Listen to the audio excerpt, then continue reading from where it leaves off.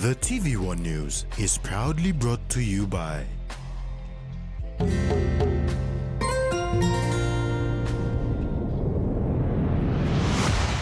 BSP, our bank, our people.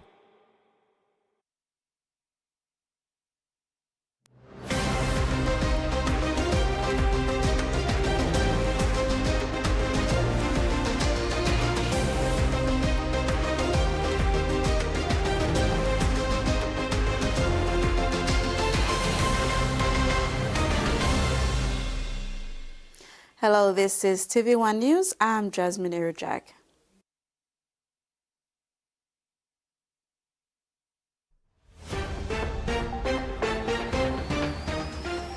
In this edition, ADF commander highlights relationship, New Ireland to elect caretaker governor, and PNG boxing partners with Mayweather.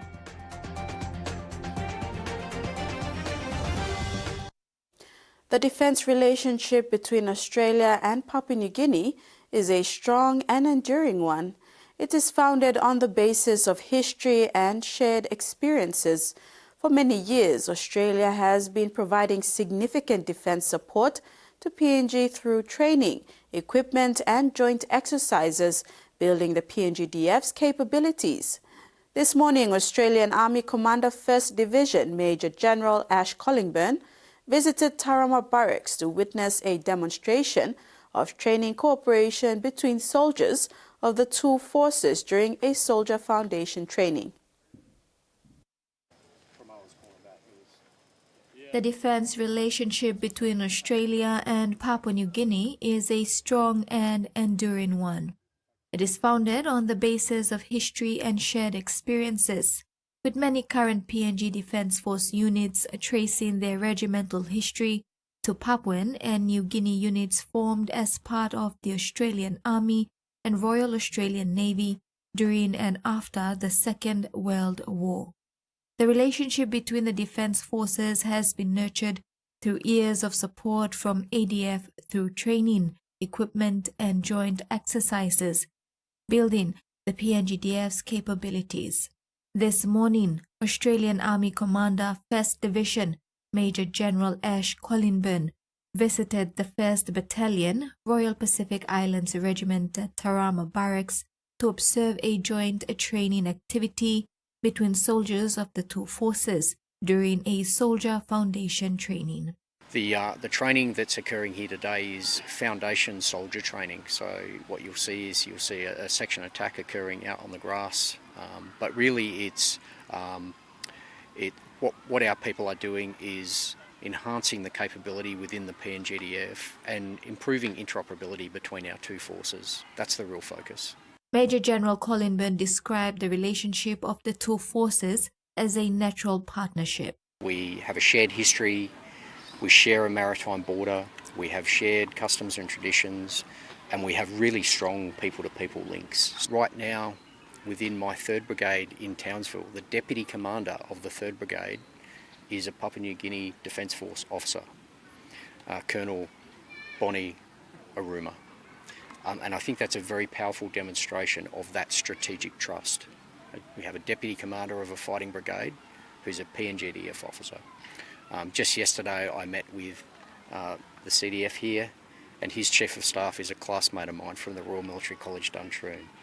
So it's hard to imagine two closer defence forces working together.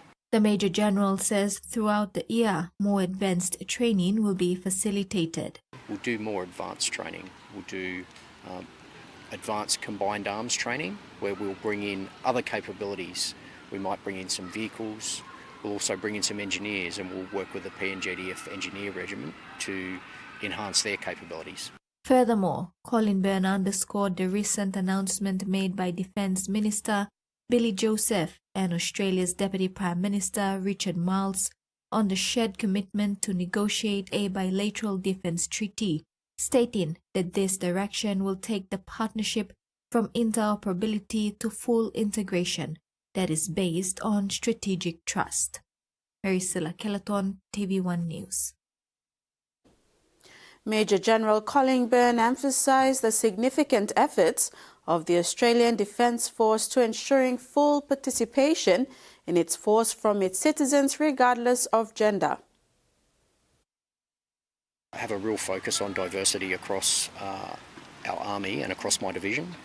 So the battalion that's here at the moment with the 1st Mobile Training Team is an Armoured Infantry Battalion, and we have women serving in that Armoured Infantry Battalion. So that's a really good demonstration, I think, that there are no barriers for women serving in the Australian Defence Force, and I can't speak for the PNGDF, but it's a real focus for us to ensure that we have really good diversity across the workforce.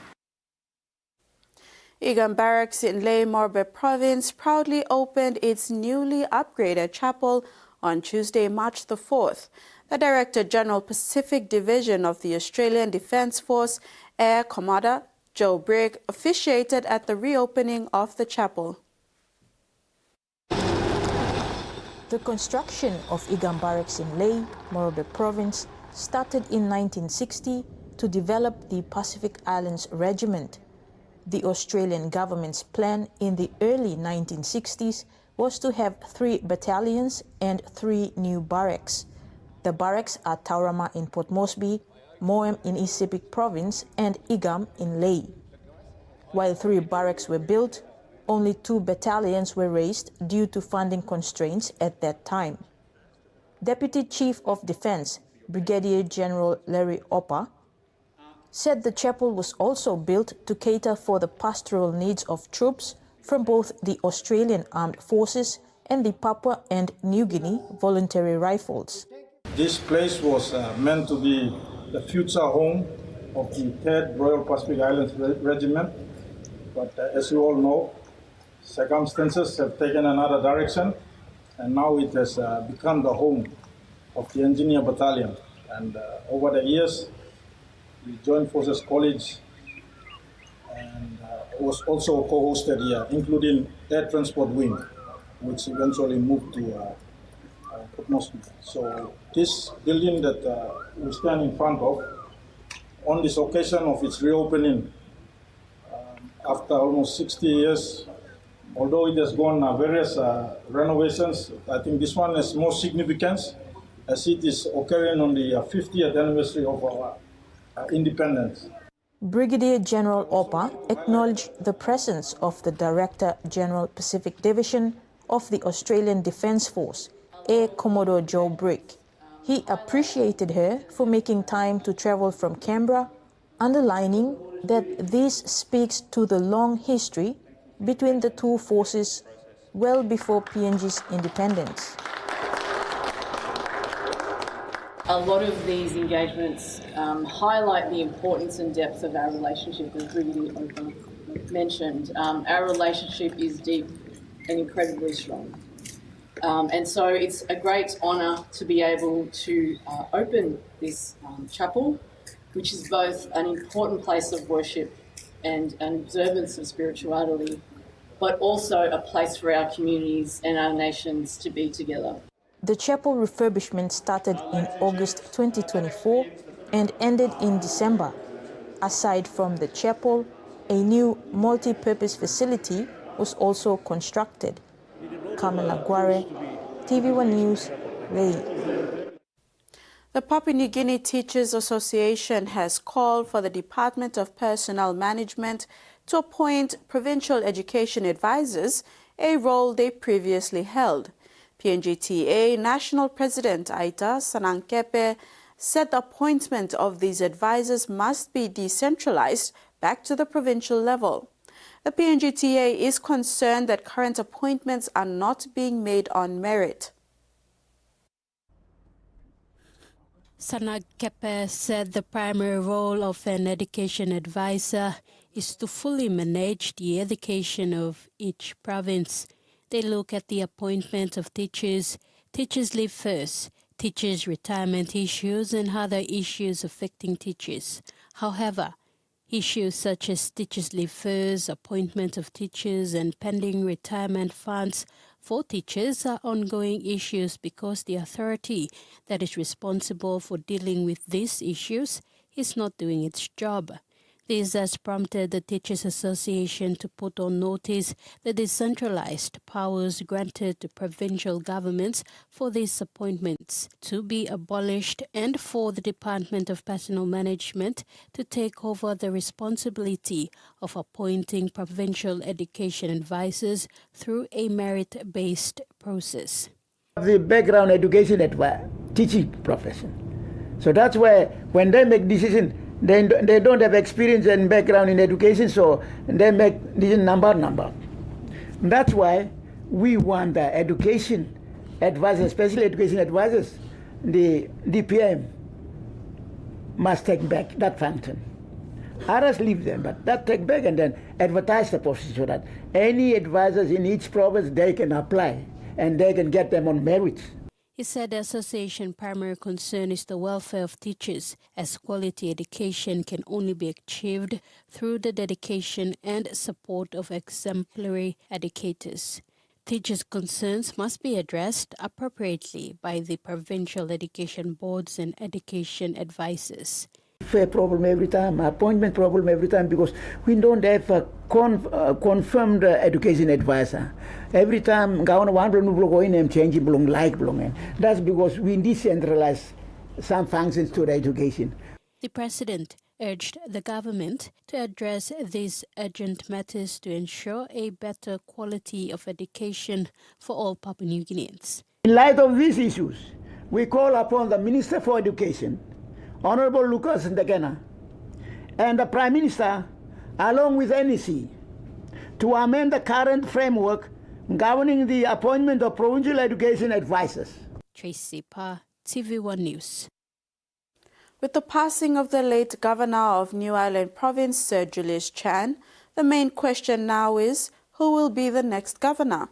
While a by-election date is yet to be set by the PNG Electoral Commission, the New Ireland Provincial Assembly will sit on the 26th of March to vote an acting governor. When the governor of New Ireland Province, the late Sir Julius Chan, passed away on Thursday, January 30th, his deputy, Semi Misson, automatically took over as caretaker governor. Pending a by-election date, yet to be set by the PNG Electoral Commission, the Provincial Assembly will sit on the 26th of March and go ahead with the election of an acting governor. Per the advice from the Secretary of the Department of Provincial and Local Level Government Affairs, Philip Leo, upon the passing of the late provincial governor, there is now effectively a vacancy. This is pursuant to Section 19(1)(e) of the Organic Law on Provincial Governments and Local Level Governments.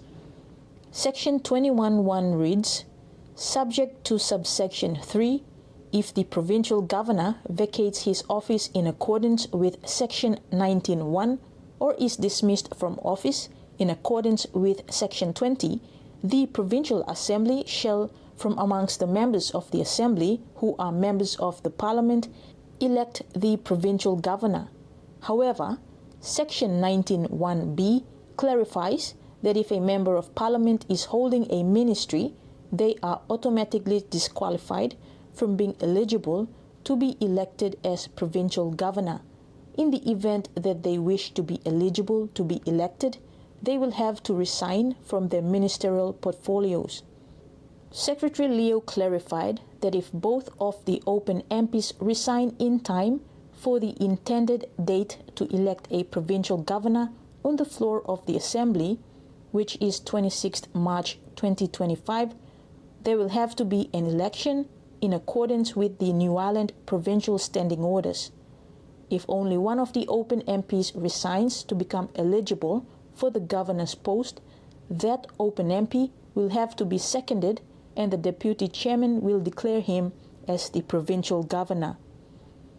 Secretary Leo also advised that should the deputy governor wish to be eligible to be elected as the provincial governor on the floor of the Assembly, he will have to tender his resignation to the minister.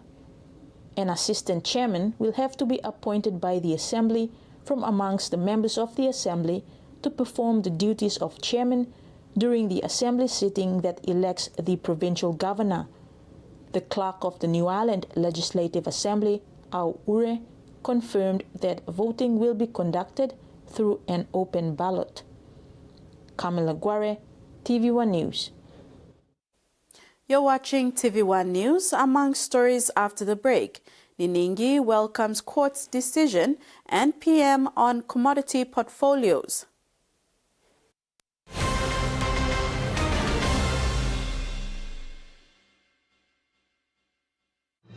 Experience a convenient and smarter way to do your banking with BSP Mobile Banking. You don't have to leave the office or your home to pay for bills. You can view your account balance, transfer funds, top up phone credits, or purchase Easy Pay units wherever you are.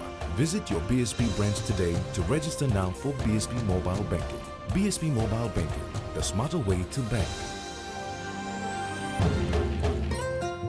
BSP, our bank, our people. A true champion is measured by their courage, their determination, and their passion to never give up and to always keep trying. With a delicious Milo in milk taste and added nutrients, Milo in milk is a great way to fuel our little champions with nourishing energy every day. Because true champions give it their all. Milo, PNG and Mia. Find PNG made. Quick favorite meal for the day does feel good. Snacks noodles is my choice for a simple meal. It is easy to prepare and fast to cook. And with a touch of flavor and ingredients,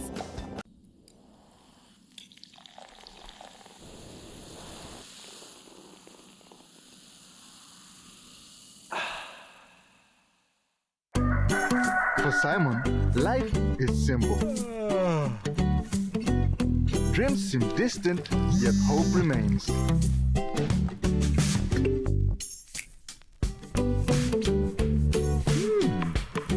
One ticket, one dream.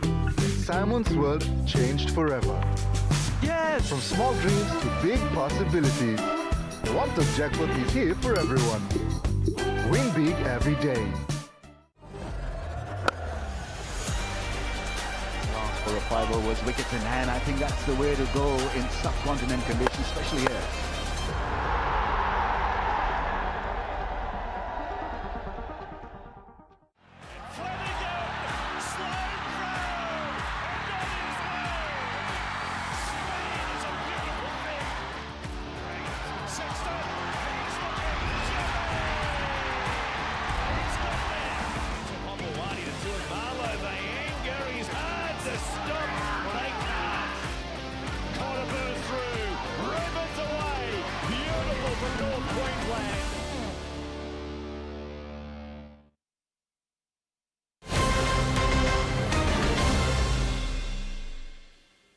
Welcome back.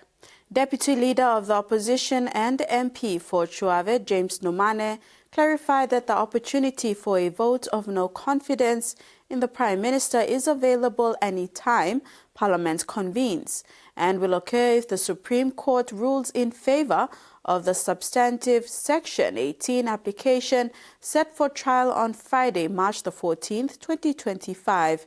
Therefore, Nomane says the VONC is being vigorously defended in the courts to ensure that the executive government is held accountable by members of Parliament. On March 4, 2025, the Supreme Court's five-man bench comprising Chief Justice Gibbs Salika, Justice David Kennings, Justice Derek Atson, Justice Ogali Dingake, and Justice Erica Rico issued two rulings concerning the validity and procedures surrounding the application for Parliament to be recalled. The application had been filed following the events of November 27, 2024, when efforts to place the motion on the notice paper were obstructed. The significance of this case lay in its implications for parliamentary sovereignty and the dynamics of governance in the nation. Nomane filed an application under Section 18, subsection 1 of the Constitution, seeking to restrain the Parliament from dealing with a proposed constitutional amendment regarding motions of no confidence in the Prime Minister. The application was based on Order 3, Rule 2A of the Supreme Court Rules, which allows for interim orders to prevent prejudice to the claims of the parties. The Supreme Court ruled that it lacks clear jurisdiction to grant the interim order as it would violate the right to freedom of speech, debate and proceedings in Parliament guaranteed by Section 115 subsection 2 of the Constitution. The court refused my application on the grounds that the Supreme Court lacked jurisdiction, as it could not interfere with parliamentary proceedings, and in so doing, it enforced the separation of power espoused in Section 99 of the Constitution. The court upheld the right of Parliament to be recalled under Section 18 of the relevant legislations, clarifying that MPs have the authority to initiate a recall in instances where matters of confidence arise that could affect the leadership of the executive. The justices emphasized that parliamentary procedures should be respected and that any impediments to such processes could be deemed unconstitutional. However, it's very important to note that on paragraph 3 of the decision, on page 6, paragraph 3, the decision further states that the proposed amendment would have nil effect on the vote of no confidence, since the proposed constitutional amendment would operate prospectively, not retrospectively. The court in its ruling articulated specific procedural requirements that must be observed when filing a motion of no confidence. It underscored that all members should be afforded appropriate notice and the opportunity to discuss and debate the motion, ensuring that the democratic process is upheld. The Supreme Court ruled that the challenge could be made. The challenge to the proposed amendment to Section 145 of the Constitution could be made pursuant to a special reference under Section 19 of the Constitution. The good news is that there is a Section 19 reference already on foot, and the proposed Section 145 amendment to the Constitution by the executive government will be rendered sub judice and not allowed to be debated, deliberated and discussed even on the floor of Parliament. The implications of these judgments are far-reaching. Firstly, they reaffirm the principle that elected representatives must be held accountable to their constituents, particularly during times of political instability. Secondly, the decisions ensure a clear framework under which future motions of no confidence can be pursued, thereby enhancing governmental transparency and accountability. Freddie Moe, TVWAN News. The Minister for Justice and Attorney General Pilar Niningi has applauded the Supreme Court for upholding the doctrine of separation of powers as enshrined under Section 99 of the Constitution. The Constitution has vested powers and responsibilities in the National Parliament, the National Executive Council, and the National Judicial System. Nomane applied to the Supreme Court under Section 81(1) of the Constitution. He was seeking declarations and orders regarding a notice of motion of no confidence in the Prime Minister dated November 27, 2024, which was not placed on the notice paper of the Parliament due to Section 165 of the Standing Order. Section 165 of the Standing Order is about the renewal of motions. While the trial of his application is pending, he moved an application for an interim order to restrain the Parliament from dealing with any manner or form of a proposed constitutional amendment entitled Constitutional Amendment Motion of No Confidence Law 2024 regarding a motion of no confidence in the Prime Minister. However, the Supreme Court refused his application because the application lacked jurisdiction, and to the extent that there is jurisdiction, it has not been enlivened In welcoming the court's decision, Pinengi clarifies that the amendment intends to protect the way leadership is governed and gives confidence to the conduct of leadership in the country. He said the bill does not deprive the rights of members of parliament to vote and change the government. Rather, it outlines responsibility, sustainability, and good governance. Government in the floor of parliament, that right is still there, no one taking out. All we are saying is be responsible. If you want to change, you mean business, then people have to come and vote. Pinengi said the first reading of the bill was read in Parliament last year. Therefore, when Parliament resumes in March, the second and the third reading of the bill will be debated on the floor of Parliament. The court said you go ahead and do what you should do. And my motion, which is the first reading, has gone through, and now it's the second reading, will go into Parliament again. Tracy Pa, TVWAN News. Prime Minister James Marape has applauded the ministers of the 3 new portfolios for an outstanding performance in 2024. The 3 new commodity portfolios included oil palm, coffee and livestock. Prime Minister James Marape commended the Ministry of Coffee, Ministry of Livestock and Ministry of Oil Palm for their outstanding performance in 2024, highlighting their contributions to economic growth, rural development and Papua New Guinea's agriculture.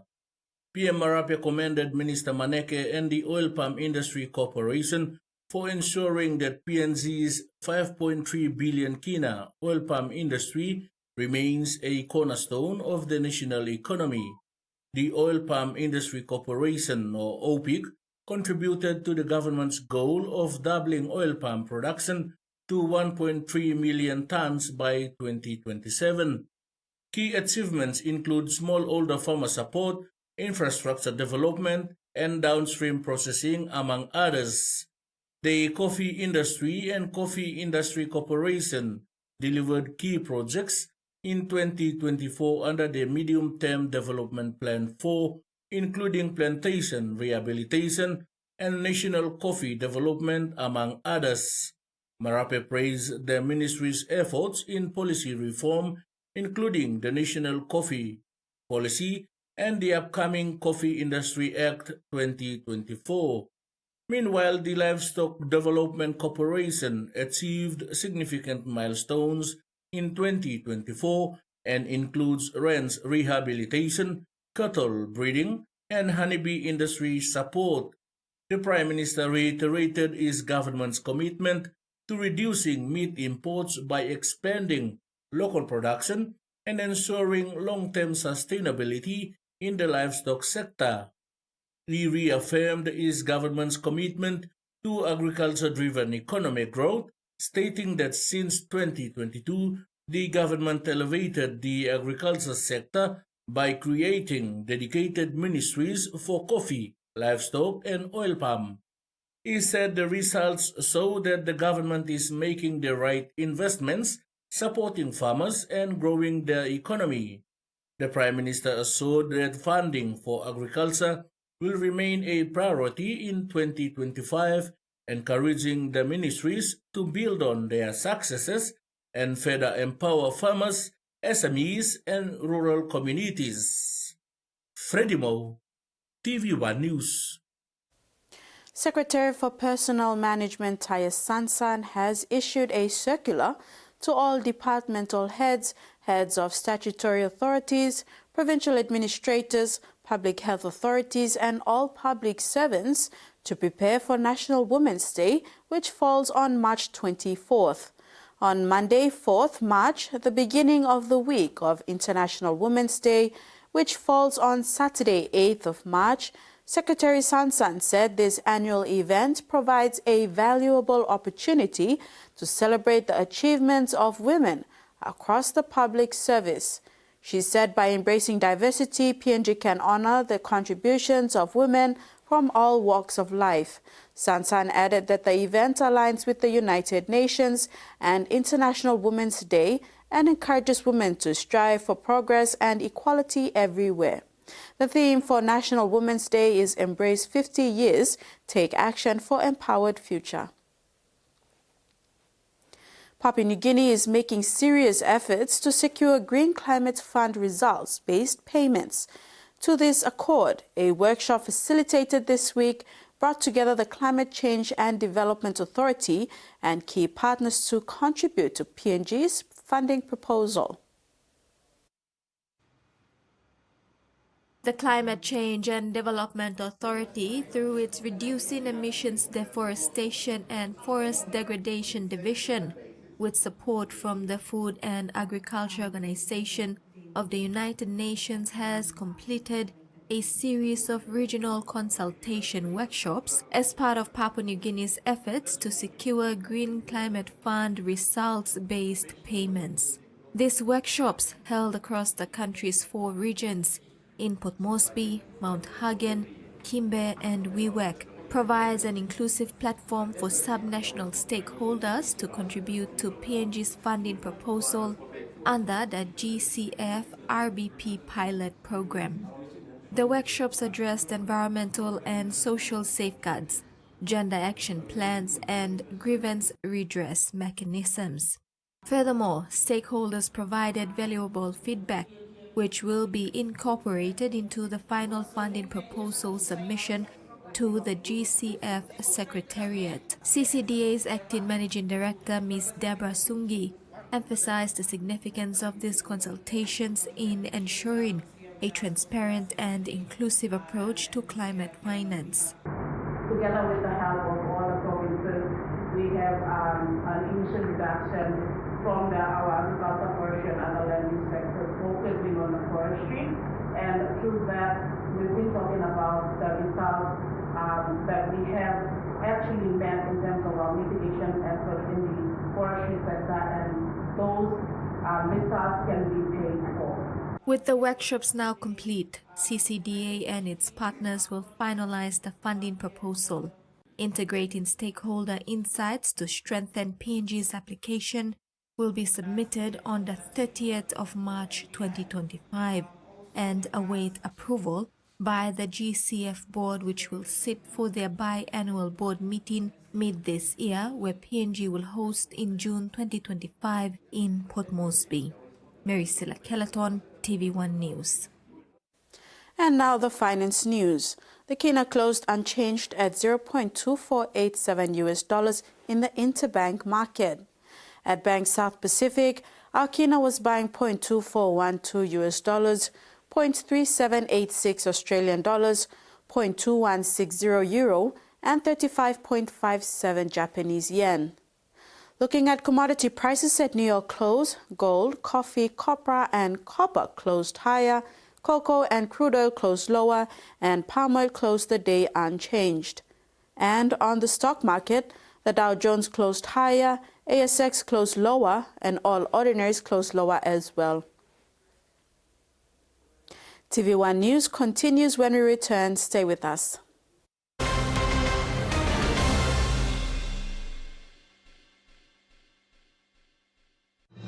Experience a convenient and smarter way to do your banking with BSB Mobile Banking. You don't have to leave the office or your home to pay for bills. You can view your account balance, transfer funds, top up phone credits, or purchase Easy Pay units wherever you are.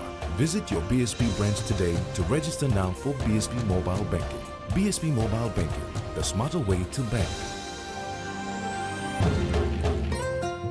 BSB, our bank, our people. Hiya, Mama. You wait then, but me add him special flavor. Put in more flavor, put in more taste. Magic kakaru, get up a big smile on face. Time for kim chicken, a great fumu too. Sip, sip, the moo, yes, magic on you. Maggi, the taste PNG loves. Hi, with the help of Palmolive Naturals shampoo and conditioner, with these 3 quick and easy tips, I'm going to show you that more natural, beautiful hair is achievable. Step 1, massage your scalp during washing with shampoo. Step 2. Apply conditioner to the tips of your hair. Step 3. Gently towel dry your hair. There you have it. For natural, beautiful hair, use Palmolive Natural shampoo and conditioner. Have a great hair day. We are the people, connected to our land and sea. Timeless and enduring, it has served past generations, sustains us today, and will support those of tomorrow. A testament to human ingenuity. It can be shaped into limitless forms.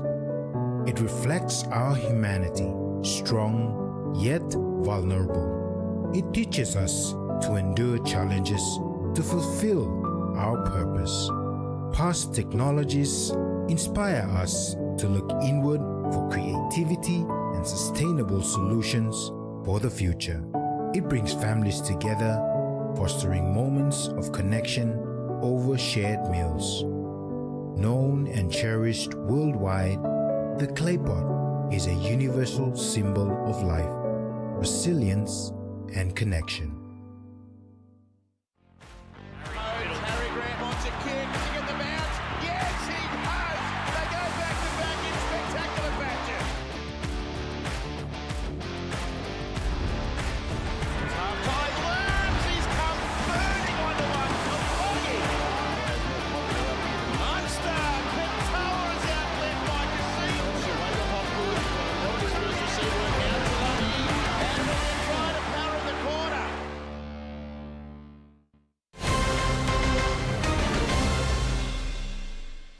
Thanks for staying with us. The Book Belong Pikinini St. Stephen Library Learning Center was opened on Tuesday, 4th of March at 3 Mile in Ley, marking a milestone in the community's early childhood education and literacy development.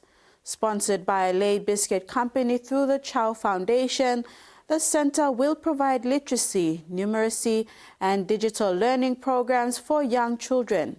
BBP founder Anne Sophie Herman expressed gratitude, highlighting the importance of private sector support in education.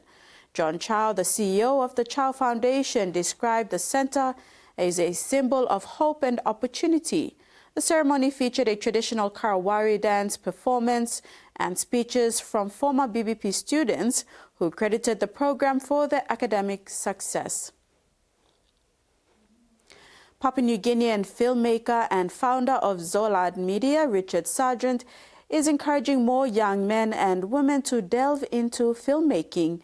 With the country's current situation in the rise in social issues, he shared that creating movies in our country can decrease youth involvement in illegal activities. The filmmaking industry is a sleeping giant, according to Richard Sargent, who is a Papua New Guinean filmmaker and founder of Zolad Media. Films filmed in Papua New Guinea, including one of the first films, Tinpis Run, filmed in 1991, Tukana in 1984, Lukemu in 2016, Grace in 2014, Mr. Pip in 2012, Plesman in 2024, It Takes a Village, and a handful more. I know that filmmaking is a sleeping giant industry, and it is very successful in the world, and I think PNG needs to tap into that industry where we have a lot of stories to be told in PNG. PNG is one of the most diverse countries in the world, with many ethnic groups, languages and cultures. Imagine the many movies that can come out of PNG if more were invested in filmmaking. The government support filmmakers in PNG so that we can create those little series so that we can watch our own programs, invest into our own country, make our own money with films, and not just awareness films, but we can have PNG films tell the stories to the world. We have a lot of stories in PNG, Tumbuna stories, love stories, traditional stories that we can always tell and show to the world. We just need the support. We just need the support from the government, from the industry professionals. He shared that through more investment in the industry, more youths will get involved, minimizing youths participating in illegal activities. I think there's a lot of opportunities. I'm planning to shoot more films, get more young young people involved, and I think this also adds to getting young boys and girls away from drinking, drugs, and filmmaking is very interesting. And I think when one looks at a finished product, at a film, they will feel that they've had their contribution. They've contributed to something that's happening on screen. According to the Medium-Term Development Plan for 2023 to 2027, the government is now recognizing the film industry and was allocated an annual budget of 20 million kina to the National Film and Creative Arts Development Program. This is shown to have been given last year, continued till 2027.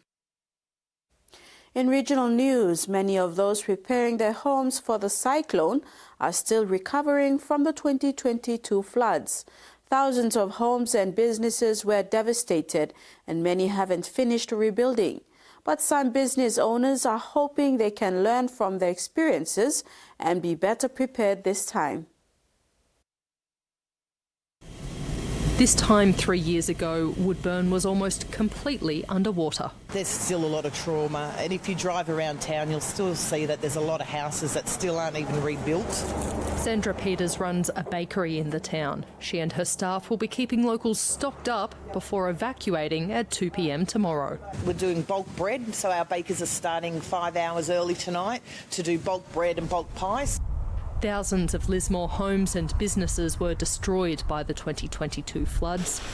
Mayor Steve Krieg had been in office for a matter of weeks. I threw everything that I had into trying to protect Lismore, but I was made very acutely aware that I put the city first and my family second.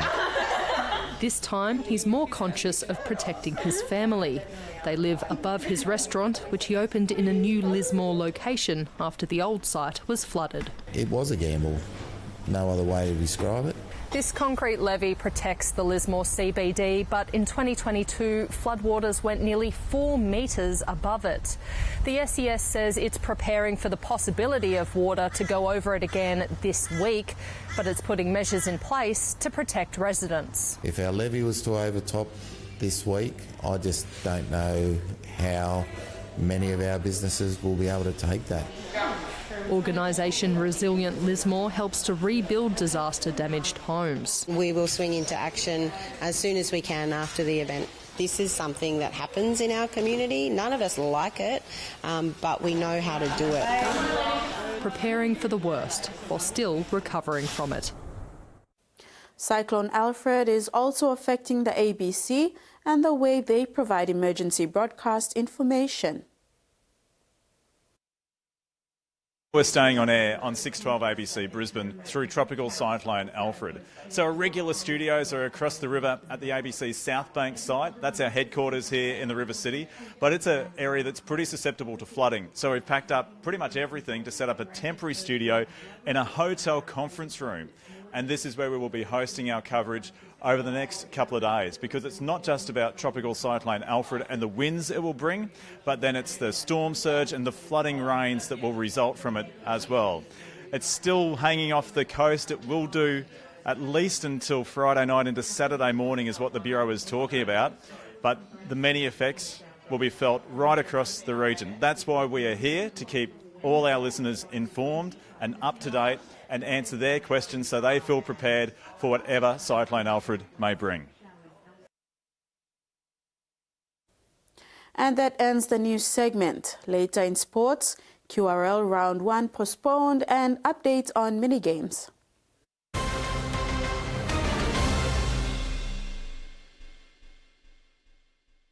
Meet the bank for everyone, everywhere. As People's Microbank, we were proud to be a bank for the people. Now as National Banking Corporation, we are bringing modern banking to all in Papua New Guinea. With more branches and our friendly staff ready to assist you in more places, we are making money matters simple and fair. So wherever you are, however you say it, say hello better banking. Learn more at nbcpng.com.pg. What would you say to 6 months free bonus credit?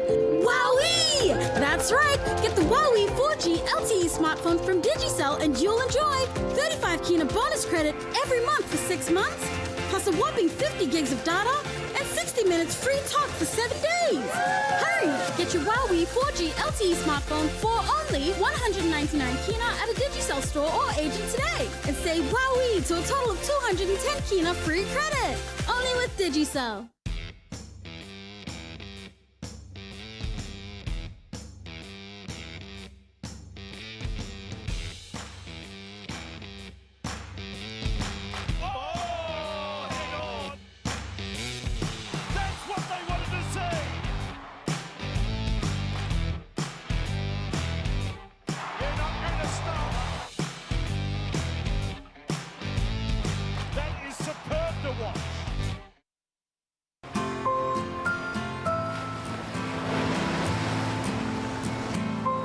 How would you know if the love you're giving is true?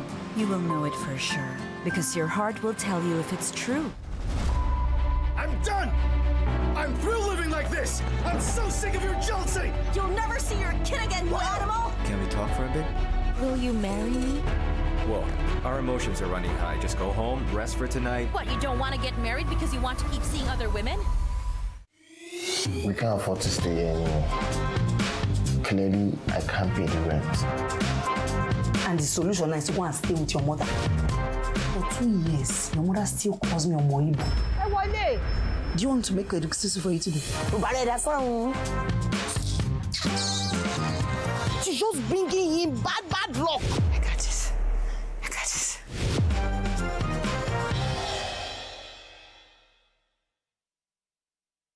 This March, witness the fight for survival and change. Can science bring back what was lost? Explore the astonishing world of gene editing and cloning as scientists push boundaries beyond imagination on the resurrection quest.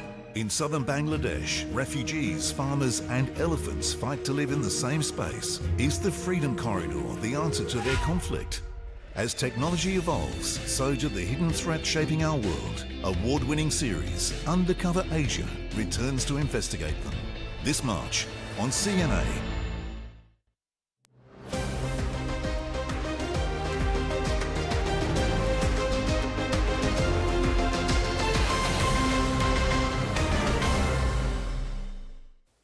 Welcome back. The QRL Host Plus Cup competition has postponed all round one matches due to concerns over Cyclone Alfred, which has led to the closure of most airports in southeast Queensland after consulting participating clubs.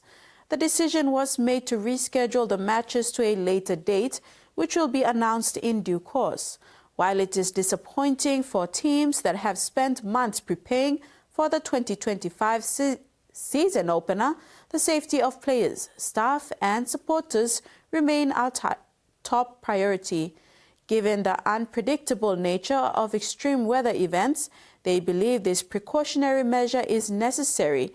The match between PNG Hunters and Mackay Cutters, earlier scheduled to go ahead, has now been called off. With only 3 months remaining until the Pacific Mini Games in Palau, the PNG Olympic Committee is intensifying its efforts to motivate teams across 9 sports. Chef de mission Kinivanagi Karo has emphasized the importance of high-performance training as a critical element for athletes aiming to make the final roster for the Games. PNG will be competing in the following sports: athletics, basketball, beach volleyball, table tennis, softball, swimming, VAR, indoor volleyball and weightlifting. In preparation for the event, Caro recently returned from a 5-day visit to Palau, where he met with other chef de missions and key representatives from the Pacific Games Council, the organizing committee and the Palau Olympic Committee. A total of 20 chef de missions attended the meeting. The primary purpose was to get our, understand the requirements of these games, understand the charter, particularly the requirements of our athletes, because the focus is on youth, and we need to also be communicating that information back to our national federations. And secondly, the second objective was to also look at the venues and, you know, have a feel of, have an oversight, pretty much, of what's on the ground, what's going to happen, you know, what's happening. And everything is work in progress, and we're very impressed with how Palau has embraced, you know, getting all the venue preparations, or getting all the venues organized in time. And we only have, say 3 months. And yes, they are working, you know, around the clock, and, you know, the weather is not really assisting, but we will get there. Caro is also urging all teams to maintain their focus and commitment by organizing fundraising activities and ensuring their levy fees are settled. He highlighted the softball team's upcoming major fundraiser this Saturday at the Bikini Diamonds. To support this significant financial commitment, we have Team PNG relies on 2 major annual fundraising events. The first one is the Trukai Fun Run and the Prime Minister's Golf Challenge. So everyone is encouraged to support Team PNG by either purchasing a Fun Run, Trukai Fun Run shirt, or by encouraging corporate sponsors to back the teams that are vying for the Prime Minister's Golf Challenge. So I think Trukai Fun Run is scheduled to take place in early June.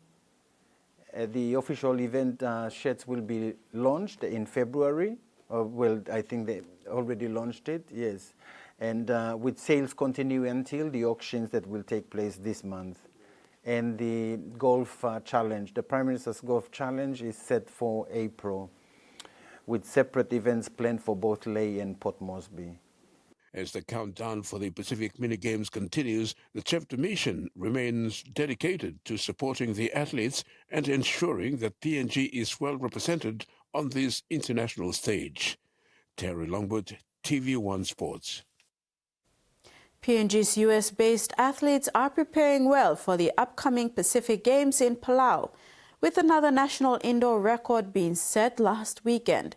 This time it was Leonie Beu in the 200 meters, clocking 24.38 seconds at the Conference USA Championships in Virginia, eclipsing the time of 24.40 set by Afure Ada in 2017. Beu had a fine start to 2025 with a series of good times in the 200 meters and a personal best of 7.65 seconds in the 60 meters. Isila Apkup has also shown consistent form in the 60 meters and 200 meters with best times this season of 7.61 and 24.71 seconds. Meanwhile, the other PNG athletes are looking forward to the outdoor season underway in March. Papua New Guinea's boxing future is about to land a knockout punch with a groundbreaking partnership with the legendary trainer Jeff Mayweather. The partnership promises to elevate PNG's local talents to the global stage. The world-renowned boxing trainer who has trained multiple world champions is a key figure in the legendary Mayweather boxing family and uncle of boxing icon Floyd Mayweather Jr. He has now partnered with Island Boxing Promotions to discover and develop boxing talent in PNG through on-site and virtual training via Zoom. The owner of Island Boxing Promotions, Henry Miria, expressed enthusiasm about the collaboration. He said this opens up an opportunity for young PNG boxers who can receive trainings from one of the best in the world. Miria said this is a huge opportunity for the local boxers to connect with one of the biggest names in boxing and receive training from one of the best trainers in the world. With the right training, PNG has the potential to produce world champions. The co-owner of the Island Boxing Promotions, Marcus Calhan, was excited to have this opportunity. Calhan said, "This is a great chance for boxers in PNG to shine on the world stage. This will help support efforts in the development of the up-and-coming boxers in the country." The partnership allowed for coach Jeff Mayweather to conduct virtual training via Zoom. They seek sponsors and corporate partners to support bringing Mayweather to PNG and to send PNG's promising boxing talents to train at the Mayweather Boxing Gym in the United States. The Island Boxing Promotions will host a 3-day boxing challenge scheduled from April 18th to 20th, 2025 at Sir William Skate Oval in Port Moresby. Rex Litter, TV1 Sports. Recently retired PNG Rugby touch representative player Eugene Eka still loves the game by indulging himself in the game in other capacities. Early this week, the lofty Cowgare man joined other local coaches and referees for a 2-day training workshop run by expert coaches from the Australian Defence Force at the Sir John Guy Stadium in Port Moresby. After missing out in a similar training workshop concluded in 2023, the former PNG international would not miss this year's opportunity to learn from the best. The training run by the Australian Defence Force internationally accredited experts to ensure participants receive globally recognized qualifications. Eka said he would not attend the last one due to the Pacific Games in the Solomon Islands. He said the 2-day sessions covered so much from policies to structures of the game, the rules in class, and concluded with practical skills, mainly passing drills, attack and defense skill under ADF coach leading aircraft women Amanda Crowley. A lot of policies and structures of the game to cover in terms of refereeing and coaching, but it's just introductory for coaches and refereeing as well. So there's intermediate plus levels after that I'm not really sure about, but I'm looking forward to attend whatever is going to be held here in the coming future. After announcing his retirement from representative football after the Solomon Islands game in 2023, Eka is transiting to the next chapter, which is coaching and refereeing. He said this also allowed him to put into practice his wealth of experience and knowledge about touch rugby at the highest level and share it with colleagues from other associations to lift the standard of the game in the country. Last time they came and facilitated these courses, most of the coaches didn't go back and give back to their associations or team. I'm not sure about it, but from attending this course, if you want to go the next level, you have to go back and coach. So your association or the federation will give feedbacks back to the Federation of International Touch so they can score you according to what you've been doing after this course. So it's really important for us to take back what we learned today to go back and give back to the code or to our local teams. Eka is also reminding touch football clubs and enthusiasts in the NCD that the local Port Moresby touch competition resumes this weekend, thus encouraging clubs to organize and get the games running again. Rex Litter, TV1 Sports. And that ends the sports segment. We'll now have the weather forecast.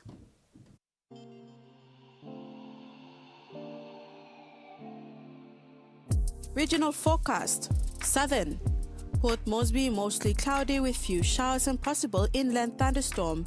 Popondetta mostly cloudy with rain showers and possible thunderstorms. Momase. Lay sunny, mostly fine, then chance of brief evening showers. Medang mostly cloudy, then some evening showers and possible thunderstorms. New Guinea Islands, Kavieng mostly fine. Kimbe cloudy periods with showers and possible thunderstorms. Highlands, Mount Hagen mostly fine to some possible showers and thunderstorms with cloudy periods. Ocean forecast, Coral Sea, sea slight with northeast to southeast winds of 10 to 15 knots. Solomon Sea, sea slight to moderate with northeast winds of 10 to 20 knots. Bismarck Seas, sea slight with northeast winds of 10 to 15 knots. Pacific Ocean, seas moderate with easterly to northeast winds of 15 to 20 knots. And coastal waters forecast, waters of Finchefeld through Vitia Strait to CSC Long Island to Medang, sea 0.5 to 1.5 meters. Waters of Manus and its western group of islands and New Ireland to East New Britain to Bougainville, seas 1.5 to 2 meters. And that ends the news tonight. Thanks for watching. Good night.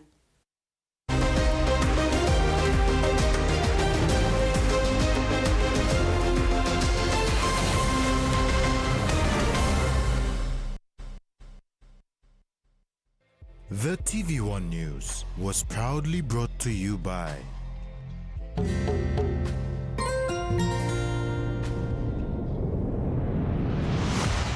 BSP, our bank, our people.